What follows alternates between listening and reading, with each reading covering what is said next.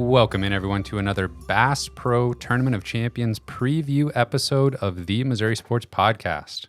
I'm one of your hosts, Cameron Albert, alongside my good friend and fellow Tournament of Champions fan, Kyle DeVries. You a fan of this tournament, Kyle? Absolutely, man. So many good memories going back many years of watching the Tournament of Champions. As somebody that's lived in Springfield my whole life, obviously, there's been a lot of good tournaments throughout the years. Yeah. Hopefully, if you're listening to this right now, you have time to get a little bit more familiar with the teams that are going to be playing in the tournament, and we're going to go through some of the players to keep note of. And as you can see, if you're watching this on YouTube, we have all of my previous year's Tournament of Champions programs laid out on the table here. Goes all the way back to 2015. I haven't been there since like 1985 or whenever it first started. I was not born yet, but between the two of us, we've been to almost every Tournament of Champions for the last how long? 15 years, yeah. Probably. Yeah, I would say it's probably pretty close. Pretty crazy. If you're not familiar with our show, we normally just cover Mizzou football and basketball.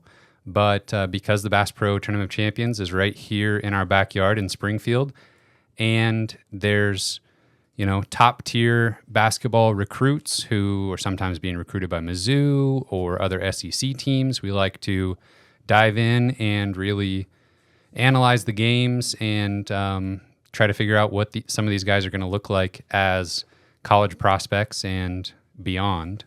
And like you mentioned, the memories going back to the future pros that have played in this game that we've watched. We were just reminiscing over a few of them from just recent years. Producer Cameron and I watched. I don't remember if you were there for that game or not, but we watched Bruce Thornton, who's currently the point guard for the Ohio State Buckeyes, make a buzzer beater half court shot. Did that send him to overtime, I feel like maybe? I can't remember. I can't remember. But over the years, we've watched multiple game winners, buzzer beaters. It's pretty amazing, too, like the firepower that they get to this tournament every year. We're going to watch the number one team in the country in Paul Six, and they're kind of a regular. They've been to the Tournament of Champions many times, so it's truly amazing, like the national pull that the Bass Pro Tournament of Champions has, and just year in and year out, there's always some headlining teams, and then just such a unique structure that you get to watch Glendale or Kickapoo or whoever, some of these local teams go up against these future NBA players, some of the best high school teams in the country. It's really, really cool, and it's a very unique event. Yeah. Producer Cameron brought up James Wiseman, who's one of the most dominant players we've watched in the tournament in the last 5 years or so. He was like 20-point, 20-rebound guy every night of the tournament. Aminu Muhammad, who was played at Springfield, what's it called? Greenwood? Yes. Greenwood High School in Springfield. He was another 20-and-20 guy. Yeah. Was breaking records for single tournament rebounds and stuff like that. We've always got the record book out, like tracking guys and seeing how close they are to making their mark on the record book. Yes, exactly. But and as a Kickapoo alum, every year I got to give a shout out to that 05 team that actually won the championship of the Tournament of Champions. So as the local team, that's pretty impressive. One thing that's been interesting to follow over the course of the tournament is some of these basketball academies. What made me think of this is like the time of Kickapoo, a school like Kickapoo winning the Tournament of Champions, even a school like we'll talk about later, Vashon from St. Louis, who's been in the tournament multiple times, but it feels like this is no longer the tournament of the traditional high school varsity team winning. It has turned into, and not just recently, but your Oak Hill Academy, your Link Academy now in Branson, who's not there this year, but it feels more like with the consolidation of high school talent at some of these elite prep schools, those are the teams when they are invited that usually take home the championship. Mm-hmm. Yeah, you can usually pinpoint who's going to win the tournament or come pretty close to it, but that definitely doesn't change like how exciting it is to see like 4 or 5, future D1 players all playing on the same team and stuff like that. It's really incredible. So let's jump in here and talk about some of these teams. We'll just go in alphabetical order, starting with Central High School here in Springfield, one of the 2 local teams competing. They are currently ranked the number 2 team in the state of Missouri, according to Max Preps. They do not have necessarily the star power of some of these out-of-state schools, but as far as local talent, Keon Epps was the blue and gold MVP. His Central team took home the gold division championship in that local Springfield tournament recently this year. And he's one of the best players in the area. And he's a guy that could propel Central, who most likely will lose their first round matchup, maybe get an upset on the consolation side of the bracket. It feels like in recent years, the 2 Springfield schools or local schools are just trying to avoid meeting each other in that 7th place game. Yeah. We want to get one of these teams a win before that 7th place game. Mm-hmm. It feels like Central with Keon Epps could make that happen this year. Yeah, and I mean, shout out to Central. I mean, they've struggled in years past, but they are legitimately a really good team this year. And also shout out to their coach Jordan Epps. We actually briefly went to high school together, and then he was a really good player at Nixa, and then won a national championship with Central Missouri, I believe, when he was in college. So definitely a great basketball background with that family, and they're doing great things at Central for sure. Yeah, and you mentioned them not being that good in recent years. So this is their 5th appearance in the Tournament of Champions, but only their first since 2009. So they haven't been a Tournament of Champions caliber team until very, very recently. Mm-hmm. They've definitely earned it though, and Max Preps has them currently ranked as the number 2 overall team in Missouri. So they're legitimately very good and could win a game for sure.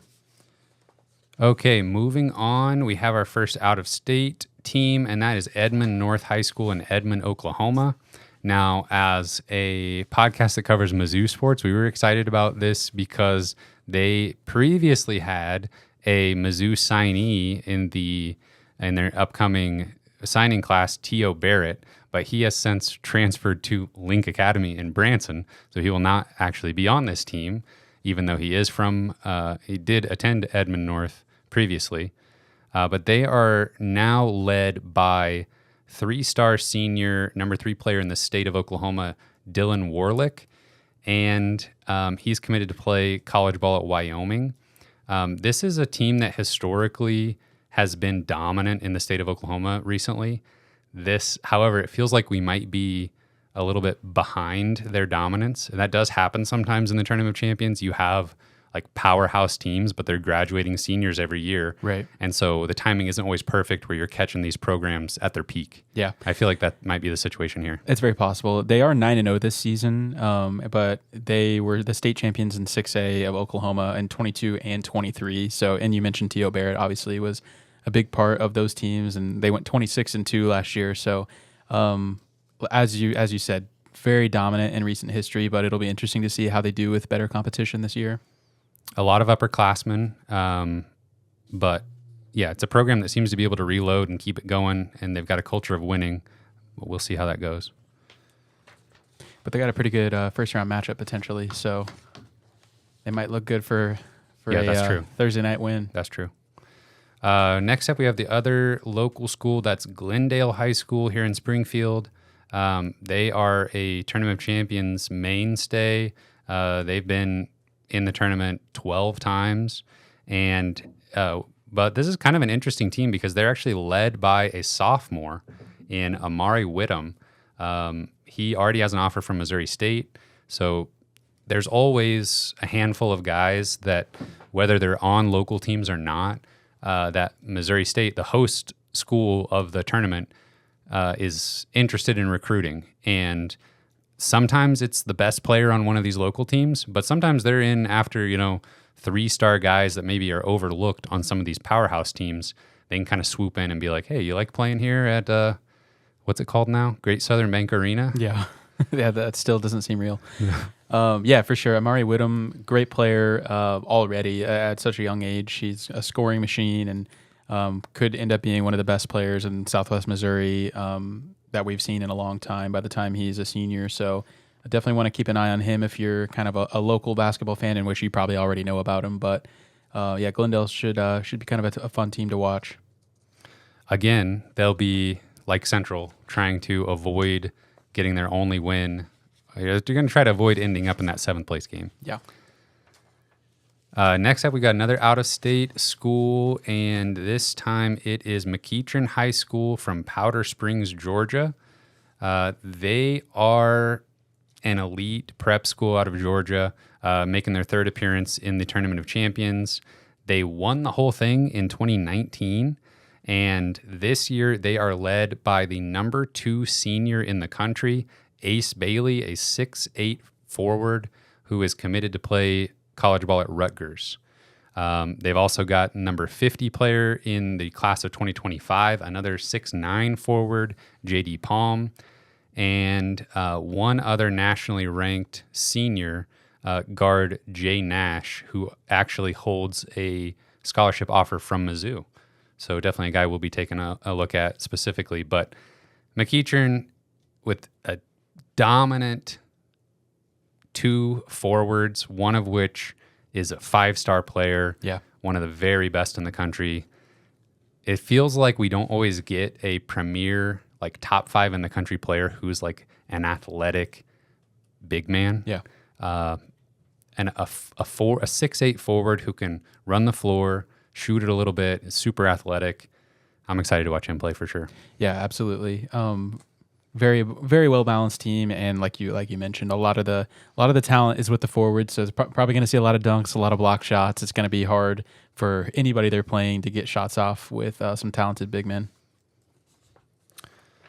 Next up, we have Paul VI, and they are making their 6th appearance in the Tournament of Champions. They have a very good track record. They won the tournament in 2013 and 2 years ago in 2022. They are ranked the number 1 team in the country, according to Max Preps.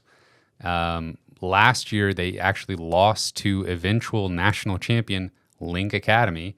We're saying them a lot, mentioning them a lot for not even being in the tournament. Exactly. But, that's how quickly Link has established themselves as one of the best programs in the country, if not the best. Yeah, it's honestly amazing. But that doesn't take anything away from Paul VI. They are led by a duo who are both committed to play college ball at Duke, if you've heard of that program. Number 43 player in the country, 6'6" forward, Darren Harris. Also, I should mention, all these guys I'm about to mention here are seniors. So a veteran, deep team here in Paul VI. Darren Harris, 6'6" forward, and Patrick, I'm going to struggle with this name. You want to help me out here? Ngangba? That's it. Patrick Ngangba, 6'11" forward, number 19 player in the country. Both of those guys committed to play for Duke. They've got another 6'7" forward, Isaiah Abraham, committed to UConn, and a 6'10" forward, number 82 player in the country, Garrett Sundra, committed to play for Notre Dame. Yeah, Paul VI is absolutely stacked, and most of the talent on their team is 6'6" or taller. Yeah. So we were talking about McEachern being a tough draw, and getting a shot off against those guys is going to be tough. I think this is going to be insane. Like, they might be able to put on a pretty crazy defensive performance, just blocking shots everywhere. Because I feel like that tends to happen sometimes when you've got these legitimately like D1 sized players playing against normal sized high school players, that you just end up seeing a lot of good defense, a lot of block shots. So we could definitely see that. They play Glendale in their first matchup on Thursday night, so that could be kind of a tough game for Glendale. But again, though, this is an opportunity to play against the best team in the country, some future NBA players potentially. And since we've been able to be credentialed media representing the Missouri Sports Podcast going to these tournaments recently, we've gotten to sit in on the press conferences that the coach and star players have after each game. And there's one thing that's a trend is the local school playing their first round game against. They're not seeded, but you can kind of figure out who the top 2 seeds are according to whoever's putting the bracket together. When those local teams are asked about playing against, starting 5 that are all high major D1 commits, they love it. Yeah. Like they are not scared of that matchup. They do not back down from that challenge. And I feel like if you want to play, if you're a local team that is going to play in this tournament, that's the mindset you have to have. You can't be overwhelmed by the stage or your opponent. Yeah, it would be really interesting. Paul Six may have a chance to just kind of run through this tournament this year. I think they could have a pretty difficult matchup on Friday night against McEachern. We'll have to see. I mean, McEachern's got a tough game in the opening round. But we have the possibility of a pretty star-studded matchup on Friday night in the semis. But I would love to see this Paul Six team play against Link Academy again this year, which it definitely could happen at some point later in the year, not in this tournament. Right. Yeah, you do sort of notice that there's no Link, there's no Oak Hill opposite Paul Six in the bracket here. So moving on, we have Rainier Beach High School from Seattle, Washington. They are making their 3rd appearance in the tournament. Now, this is a program, I don't want to belittle them in any way. Like they are a solid program in the state of Washington, but they are not bringing the firepower this year that we expect from some of these out-of-state schools. Their best player, Caden Powers, 6'5", junior, has offers from Montana, San Francisco, Idaho.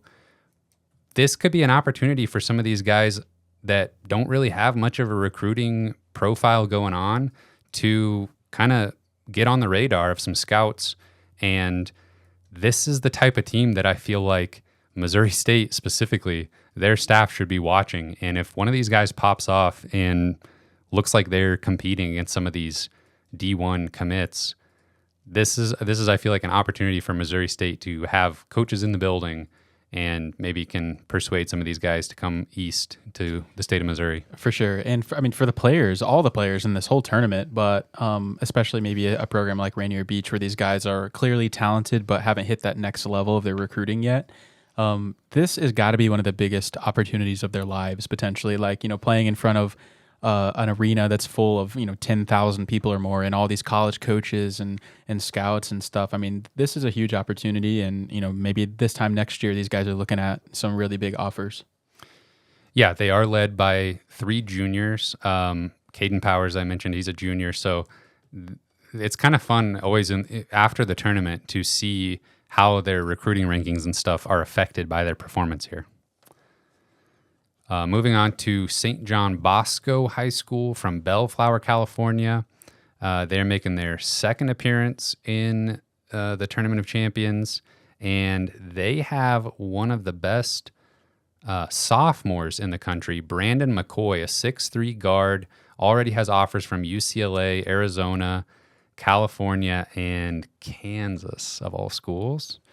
And also his backcourt running mate, Elsie Harrington.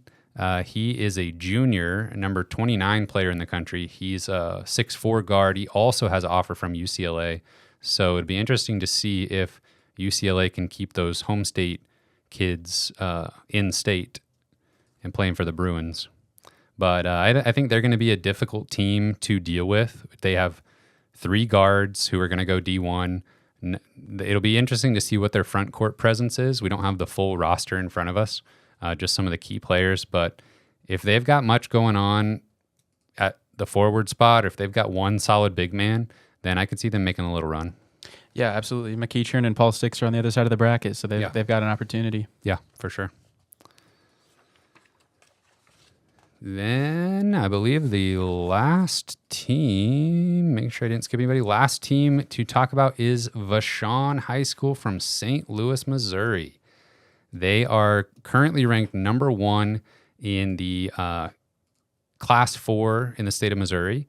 They are making their 8th appearance in the tournament. They won the Tournament of Champions back in 2002 and 2006.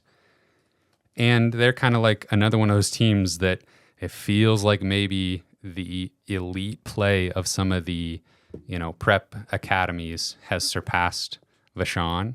But this year, they've got a pretty unique situation. They are back to back to back. That's a three-peat. State champions. So they are very used to winning, and they are led by 6'7" forward Nick Randall, who's the number 3 player in the state of Missouri, even when you include the kids at Link Academy, who aren't all from Missouri originally. And he has a Mizzou offer, so of course we'll be looking at him closely. Mizzou and Ole Miss are his only D1 offers as of right now. He's just a junior.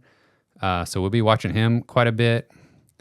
Trey Williams Jr. is an unranked point guard he has the offer from Ole Miss as well as Mizzou. So Trey Williams and Nicholas Randall are 2 juniors that'll be fun to watch for Vashon.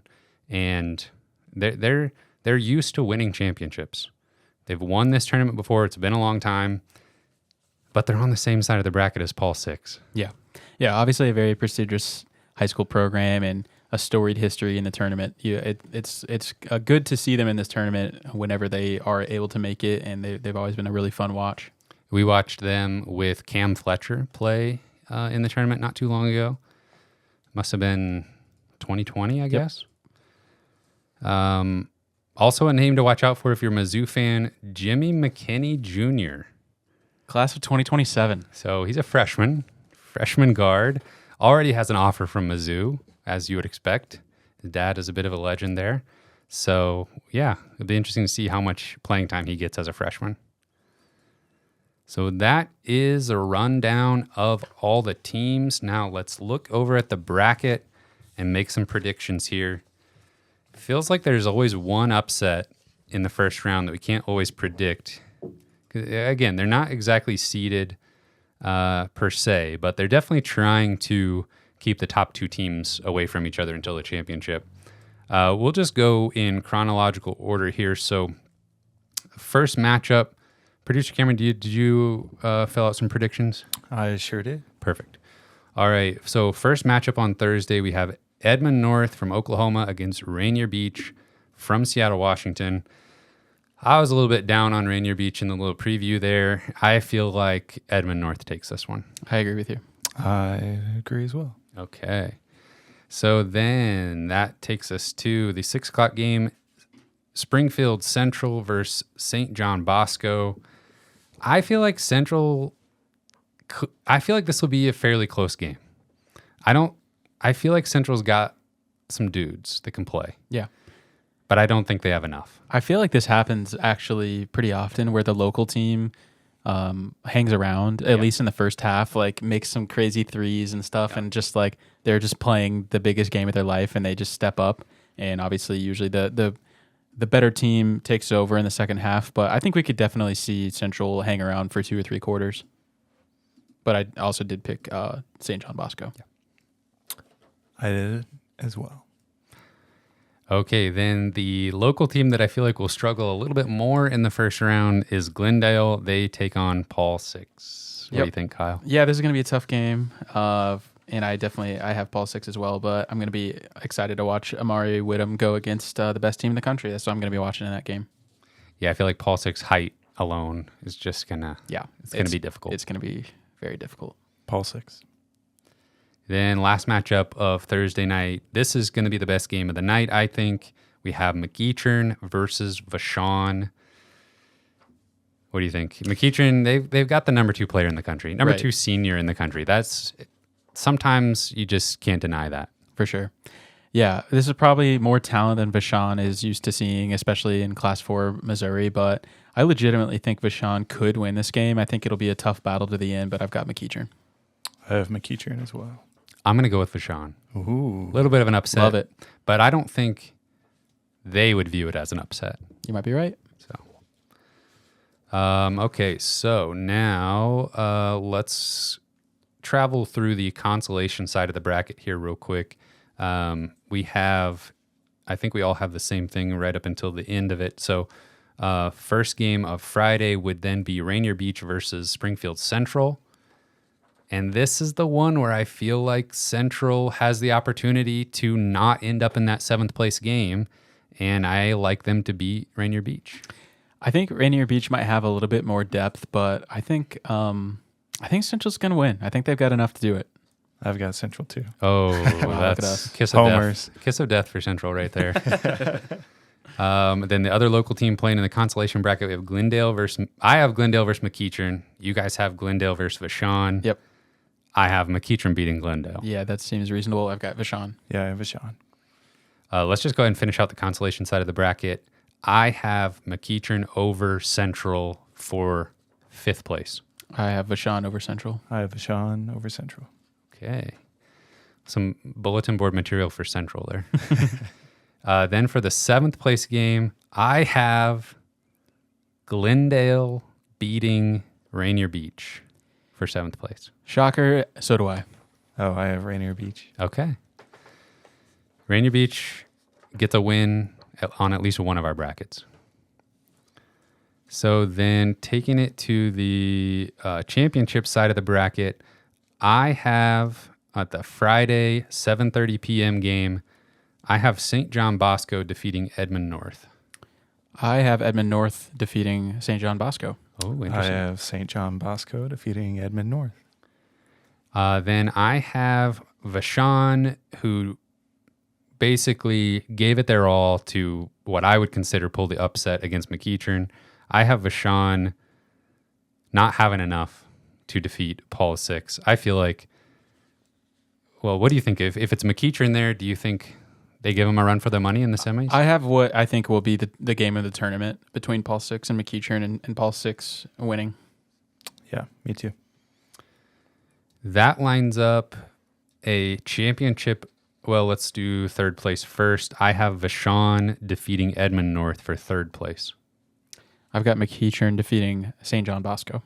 I have McEachern over Edmond North. Okay. Then for the championship game, I have Paul the 6th defeating St. John Bosco. And I feel like no matter who they meet in the championship game, like you said, probably the game of the tournament is going to happen in that 2nd semifinal game. I feel like Paul 6 rolls in the championship. That's exactly what I was going to say. I think Paul 6 will defeat Edmond North by probably 20 points in the final. You got Paul 6? Yeah, over St. John. Yeah, I just feel like I don't see anybody hanging with them. I definitely think, St. John Bosco or Edmond North could definitely come out and just be better than we're giving them credit for. Mm-hmm. That could absolutely happen. And maybe that championship game is looking a little bit better, but at least from where I'm standing right now, it looks like Paul 6 has a pretty easy game if they can get past the semis. Yeah. St. John Bosco, guard heavy. They're going to need to be making threes because they're not going to be able to do anything in the paint against Paul 6, I don't think. Never know. When you got to be launching threes sometimes. True. They just start going in. Yep. And that might be, we haven't seen these teams play, so they might be a really hot 3-point shooting team. You're going to have to scheme around, like, not getting into the paint. Yeah. But this is still high school basketball, and in the state of Missouri, we do not have a shot clock, and, it's 5 fouls to foul out. We've seen some of the star players in this tournament foul out before. The fans are never happy when that happens. It's always fun to see which of the out-of-state teams, like in the semifinals, it feels like the home or the Springfield crowd rallies around somebody, especially if there's like one player who's going off. Yeah. I'll never forget watching. I probably talk about this tournament every time we do the preview episode, but in 2015, watching Bentonville, Arkansas High School with Malik Monk going up against the Ball brothers, Lonzo, Leangelo, and LaMelo Ball. I forget what the name of their high school, but Chino Hills. Chino Hills. That was like not even that important of a game in the scheme of the tournament. But like Malik Monk's team completely outmatched as a whole for the most part. So he just did everything he could. He put the team on his back. Yeah. I think he scored like 60 points or something insane. I'd have to look it up in the record book. I don't think it was 60, but it was at least 40. I'm pretty sure. Yeah, it he was went incredible. crazy. Chino Hills was doing this thing. If you've ever watched, go back and watch old high school like highlight tapes of Chino Hills. They would just cherry pick and like launch the ball down the court to LeAngelo Ball for open threes. Yeah, and like not even get back on defense. Yeah, just some, a like, very playground bizarre style game to watch. But the crowd was very into it. I feel like if Vashon, I think Vashon's going to be a crowd favorite because the Springfield crowd is always looking for something to latch onto to root against some of the powerhouse teams, I feel like. Right. Yeah, definitely the home crowd doesn't typically have a dog in the fight, so they're just looking for, a high scoring game or a close game or whatever. But yeah, they'll definitely get into it if something interesting is going on or a interesting personal performance. Now, it will be interesting to see on Saturday night, the Kansas City Chiefs play a wild card playoff game. Hopefully that doesn't impact the crowd too much. And they're calling for nasty weather here in Springfield. So a little bit of bad timing there, but we'll see how it goes. I think I saw last year they had a cumulative attendance of 23,000. So, and I believe that as someone who goes to all 3 nights, it's packed out almost every night. Yep. So it's looking like Paul VI probably going to take it away. It would take a pretty monumental effort from McEachern or Vashon to keep them out of the championship game, I would say. But I think either team will put up a fight in that semifinal. But other than that, we're looking forward to another great tournament. And we will see everyone after the tournament for a recap episode.